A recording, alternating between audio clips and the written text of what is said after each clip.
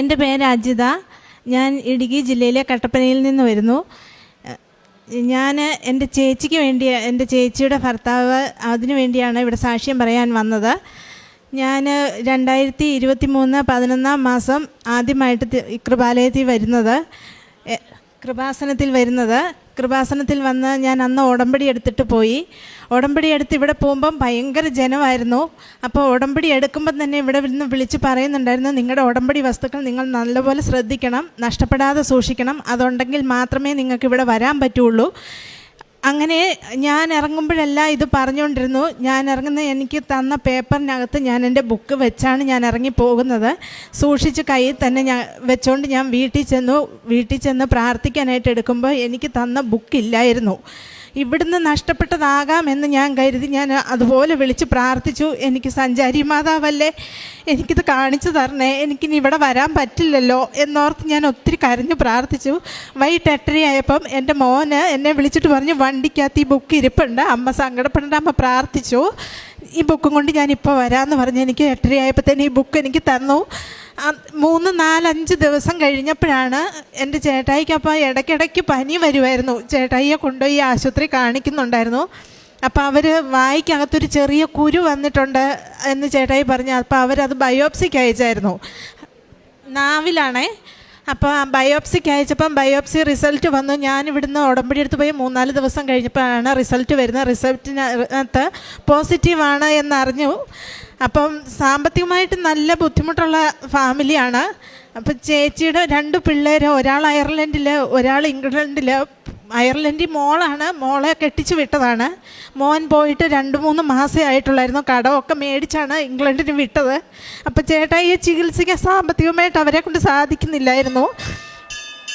അപ്പം എന്നോട് ഇങ്ങനെ വിളിച്ച് പറഞ്ഞപ്പോൾ എനിക്ക് എങ്ങനെയോ ഒരു ധൈര്യം വന്നിട്ട് ഞാൻ പറഞ്ഞു, നിങ്ങൾ എന്തായാലും രാവിലെ വാ എൻ്റെ അടുത്ത്, നമുക്ക് പറ്റുന്നത് പോലെ നമുക്ക് എല്ലാവർക്കും സഹായിക്കാം, ഓപ്പറേഷൻ എത്രയും പെട്ടെന്ന് ചെയ്യാം, നിങ്ങൾ വരാൻ പറഞ്ഞു. ഞാൻ അങ്ങനെ ഇവരെ വിളിച്ചു വരുത്തി. നേരെ രാവിലെ 10:30 ഇവർ എൻ്റെ അടുത്ത് വന്നു. ഞാനപ്പം 20 ഏക്കറിൽ അവിടെ തൊട്ടടുത്തൊരു ഗവൺമെൻറ് ആശുപത്രി ഉണ്ട്, അവിടെ ഒരു ഹെൽത്തിൽ സാറുണ്ട് ഇൻഷുർ ചെയ്യുന്നത്. അപ്പോൾ എൻ്റെ പ്ലാൻ ഇരുന്നത് അവിടെ ചെന്ന് പറഞ്ഞാൽ ചേട്ടായുടെ പേരിലൊരു ഇൻഷുറൻസ് എടുക്കുവാണ് എങ്കിൽ പൈസ ചികിത്സാ സഹായം കിട്ടുമല്ലോ എന്നോർത്തു. ഞാൻ മാതാവിനെയും കൈ പിടിച്ചുകൊണ്ട് കാശ് രൂപ എൻ്റെ കൈ ഞാൻ പിടിച്ചിട്ടാണ് ചേട്ടായിനെയും കൊണ്ട് ഞാൻ ഈ ഹോസ്പിറ്റലിൽ ചെന്നത്. അവിടെ ചെന്ന് ചേട്ടായിയുടെ റിസൾട്ടെല്ലാം കണ്ടു കഴിഞ്ഞപ്പോൾ NRI അക്കൗണ്ടാണ്, ഒരു കാരണവശാലും ചേട്ടായിക്ക് ഈ ഇൻഷുറൻസ് കിട്ടത്തില്ല. അപ്പോഴും ഞാൻ പ്രാർത്ഥിച്ചു, മാതാവേ ഒരു നിവൃത്തി ഇല്ലാഞ്ഞിട്ടാണല്ലോ ഞാൻ അവരെയും കൊണ്ടുവന്നത്, ഞാൻ എൻ്റെ പ്രാർത്ഥന കേൾക്കണമെന്ന് പ്രാർത്ഥിച്ചു. അന്നേരം സാറ് പറഞ്ഞു, ഞാൻ ഒന്നുകൂടെ നോക്കട്ടെ, എന്തെങ്കിലും ഒരു മാർഗം ഉണ്ടോ നോക്കാം നമുക്ക് എന്ന് പറഞ്ഞ് നോക്കിക്കഴിഞ്ഞപ്പോൾ 4 മണിക്ക് മുമ്പ് ഇത് വില്ലേജിൽ നിന്ന് ഇവരുടെ പേരിൽ ഒരു വരുമാന സർട്ടിഫിക്കറ്റ് കൊണ്ടുവന്ന് തരുവാണ് എങ്കിൽ വേറൊരു ഇൻഷുറൻസിന് അപ്ലൈ ചെയ്യാമെന്ന് പറഞ്ഞു. അത് 2-3 ദിവസത്തേക്കങ്ങ് ശരിയാക്കി തരാം എന്ന് പറഞ്ഞു. അപ്പോൾ എനിക്കറിയില്ല, എനിക്ക് എവിടുന്നാ വന്നേ എനിക്കറിയത്തില്ല. ഇവർ ചെന്നാലേ ഈ വരുമാന സർട്ടിഫിക്കറ്റ് കിട്ടുള്ളൂ എന്നൊന്നും എനിക്കറിയത്തില്ല. ഞാൻ പറഞ്ഞു 4 മണിക്ക് മുമ്പ് ഞാൻ ഇതിവിടെ എത്തിച്ചേക്കാമെന്ന് പറഞ്ഞ് ഞാൻ ഇവരെയും കൊണ്ട് ഞാൻ പോവുകയാണ്. അപ്പോൾ അവിടെ കഴിഞ്ഞപ്പോൾ ഇവരുടെ വില്ലേജിൽ ഞാൻ ചെന്ന് ചോദിച്ചാൽ ഒരു വരുമാന സർട്ടിഫിക്കറ്റ് കിട്ടുമെന്ന് എനിക്ക് ഒരു പ്രതീക്ഷ, എനിക്കറിയില്ലായിരുന്നു അങ്ങനെ കിട്ടത്തില്ല എന്ന്. പക്ഷേ ഞാൻ അവിടെ ചെന്ന് ഇങ്ങനെ വില്ലേജിൽ വിളിച്ച് പറഞ്ഞേപ്പിച്ച് അക്ഷയ വഴി അപേക്ഷ ചെയ്യണമെന്ന് പറഞ്ഞു. അത് 1.5 ദിവസത്തെ താമസം വേണമെന്ന് പറഞ്ഞു. ചേട്ടായിക്ക് പിറ്റേ ദിവസം ഹോസ്പിറ്റലിൽ അഡ്മിറ്റ് ആകുകയും ചെയ്യേണ്ടതാണ്. അപ്പം ഞാൻ വീണ്ടും അവരെ വിളിച്ച് പറയുകയും അങ്ങനെയെല്ലാം ചെയ്ത് കഴിഞ്ഞപ്പോൾ എന്നോട് പറഞ്ഞു 1:30 ആയപ്പോഴത്തേക്കിനും വരുമാന സർട്ടിഫിക്കറ്റ് തരാം, നേരിട്ട് തരാമെന്ന് പറഞ്ഞ് വിളിച്ചെന്നെ. ഇവരുടെ പേരിലുള്ള സർട്ടിഫിക്കറ്റ് പോയി മേടിച്ചത് ഞാനാണ്. ഇവരെ ഹോസ്പിറ്റലിൽ തന്നെ ഇരുത്തിട്ട് ഞാൻ പോയി വരുമാന സർട്ടിഫിക്കറ്റ് മേടിച്ച് കൊണ്ടുവന്ന് 4 മണി ആയപ്പോഴത്തേക്കിനും ഞാനിത് കൊടുത്ത് അവർ പറഞ്ഞു പേപ്പറെല്ലാം ശരിയായിട്ടുണ്ട്, പോയി അഡ്മിറ്റ് ആയിക്കോളാൻ പറഞ്ഞു. ഹോസ്പിറ്റലിൽ ചെന്ന് അഡ്മിറ്റ് ആകുമ്പം ഇവരുടെ പേരിൽ അങ്ങനെ ഒരു ഫണ്ട് വന്നിട്ടില്ല എന്ന് പറയുന്നു. പൈസയൊന്നും റെഡി ആയിട്ടില്ല. 1 മാസം മുമ്പുള്ളത് മുതൽ ബെൻഡിങ്ങേ കിടക്കുവാണ്. ഇവർക്ക് പിന്നെ എങ്ങനെയാണ് ഇത്രയും പെട്ടെന്ന് ശരിയാവുന്നേ എന്ന് പറഞ്ഞു. അന്നേരം ഞാൻ മാതാവിനെ വിളിച്ച് പ്രാർത്ഥിച്ചിട്ട് ഞാൻ തന്നെ പോയി അവിടെ ചെന്ന് ഈ സാറിനെ കണ്ടു പറഞ്ഞു കഴിഞ്ഞപ്പോൾ അവർ കമ്പ്യൂട്ടറിൽ മുഴുവൻ ഡീറ്റെയിൽ എടുത്ത് തന്നു. ചേട്ടായിക്ക് ചികിത്സിക്കാനുള്ള പൈസകളെല്ലാം അക്കൗണ്ടിൽ അവരുടെ ഇത് വന്നതായിട്ട് മൊത്തം കാണിച്ച് എത്രയും പെട്ടെന്ന് അഡ്മിറ്റ് ആയിക്കോളാൻ പറഞ്ഞു. അങ്ങനെ ചേട്ടായിയെ കൊണ്ട് അഡ്മിറ്റ് ആകാൻ പോകുന്നതിന് തൊട്ട് മുമ്പ് ഞാൻ ഇവിടുന്ന് തന്ന ഉടമ്പടി തൈലവും ഉപ്പും എല്ലാം കൊണ്ട് ഞാൻ ചേട്ടായിയെ കാണാൻ ചെന്ന് ഓപ്പറേഷൻ കഴിഞ്ഞാൽ കാണിക്കുമല്ല എന്ന് പറഞ്ഞു. ചേട്ടായിയുടെ കവിളിൽ തൂത്തും കൊടുത്തു, ഉപ്പിട്ട് ഞാൻ ചോറും കൊടുത്തു. ഓപ്പറേഷൻ ചെയ്ത് കഴിയുമ്പം ചിലപ്പം പഴയ രീതിയിൽ ഞാൻ എൻ്റെ ചേട്ടായിനെ തിരിച്ച് കിട്ടിയെന്ന് വരത്തില്ല. സംസാരിക്കാൻ ബുദ്ധിമുട്ടുകൾ കാണുമെന്ന് പറഞ്ഞു, പല്ലുകൾ എടുക്കുമെന്ന് പറഞ്ഞു.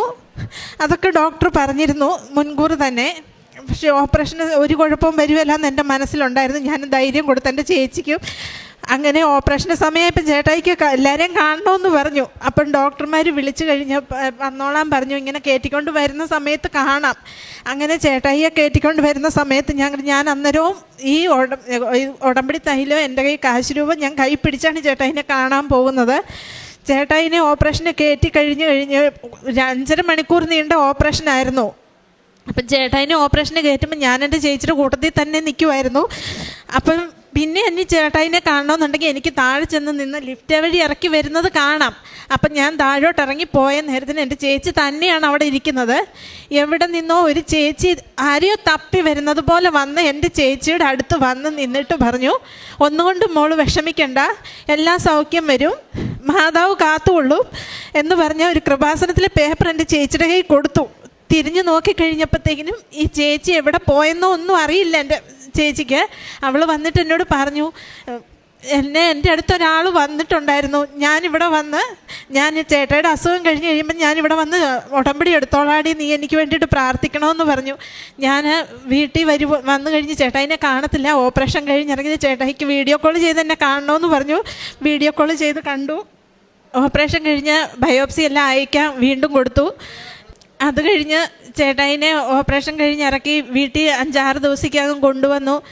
അന്നേരം ചേട്ടായിനെ അങ്ങനെ കാണിക്കുമല്ല ആരെയും, ചേച്ചി മാത്രമേ ഉള്ളൂ. അപ്പം ഞാൻ പ്രാർത്ഥിക്കുന്ന പ്രാർത്ഥന എനിക്ക് രാവിലെ ഞാൻ പണി ചെയ്യുന്ന കൂട്ടത്തിൽ ഞാൻ അച്ഛൻ്റെ ആരാധന ഇടുന്നുണ്ടല്ലോ, അത് ഞാൻ ഫോണിൽ കേട്ടോണ്ടാണ് 7:30 വരെയും ഞാൻ കേട്ടോണ്ട് പണി ചെയ്യും. 8:30 എനിക്ക് ജോലിക്ക് പോകണം. അപ്പം ഇത് ഞാൻ കേട്ട് കഴിയുന്നത് ഞാൻ എൻ്റെ ചേച്ചിക്ക് അയച്ചു കൊടുക്കും. പ്രത്യക്ഷ പ്രാർത്ഥനയല്ല, അവളോട് ഞാൻ പറയും, നീ പ്രാർത്ഥിച്ചോ, കുറഞ്ഞു കഴിയുമ്പം വന്ന് ഉടമ്പടി എടുക്കാം എന്ന് പറഞ്ഞ് അവൾ അങ്ങനെ പ്രാർത്ഥിച്ചു. ചേട്ടായുടെ റിസൾട്ട് വന്നു. റിസൾട്ടിനകത്തൊന്നും ഒരു കുഴപ്പവും ഇല്ല. അതിന് മുമ്പ് ക്യാൻസർ ആയിട്ടാണ് ഓപ്പറേഷൻ ചെയ്തത്. റിസൾട്ട് വന്ന് 2ാമത്തെ ബയോപ്സി എടുത്ത് അയച്ച ഇതിൽ ചേട്ടായിക്ക് ഒരു കുഴപ്പമില്ല. ഇനി ഇതിൻ്റെ പേരിൽ ഒരു മരുന്നും കഴിക്കണ്ട. ഇനി 3 മാസം കഴിഞ്ഞ് ചേട്ടായിക്ക് ചെക്കപ്പ് ചെയ്താൽ മതി. വേറെ പ്രശ്നങ്ങളൊന്നുമില്ല, അതിൻ്റേതായ അസുഖങ്ങളൊന്നുമില്ല. എല്ലാം പൂർണ്ണമായിട്ട് മാറി. എല്ലാത്തിനും അമ്മയ്ക്കും തിരുകുമാരനും നന്ദി പറയുന്നു. ഇന്നെൻ്റെ ചേച്ചി ഇവിടെ വന്ന് ഉടമ്പടി എടുത്തിട്ടുണ്ട്. അവൻ്റെ നാമത്തിൽ വിശ്വസിക്കുന്നവർക്കെല്ലാം കൃപയ്ക്കുമേൽ കൃപ. യോഹന്നാൻ 1:16 തിരുവചനം അരുളി ചെയ്യുന്നു, തന്നെ വിളിച്ചപേക്ഷിക്കുന്ന, തന്നിലെ വിശ്വാസം അർപ്പിക്കുന്ന, വിശ്വസ്തയോടെ തന്നെ പിന്തുടരുന്ന, ഉടമ്പടിയെടുത്ത മക്കൾക്ക് ജീവിതത്തിൽ അവരുടെ പ്രതിസന്ധി നിമിഷങ്ങളിൽ ദൈവം തുണയാകുന്നത്, കൂട്ടാകുന്നത് എങ്ങനെയാണ് എന്നുള്ളതാണ് നമുക്ക് അനുഭവ സാക്ഷ്യങ്ങൾ പങ്കുവയ്ക്കുമ്പോൾ കൂടുതലായും വ്യക്തമാകുന്നത്. അങ്ങനെ ക്യാൻസർ ആണെന്ന് ആദ്യം പറഞ്ഞു, പിന്നീട് അതിൻ്റെ ഓപ്പറേഷനൊക്കെ നടന്ന കാര്യവും പൈസയ്ക്ക് ബുദ്ധിമുട്ടുണ്ടായിരുന്നു.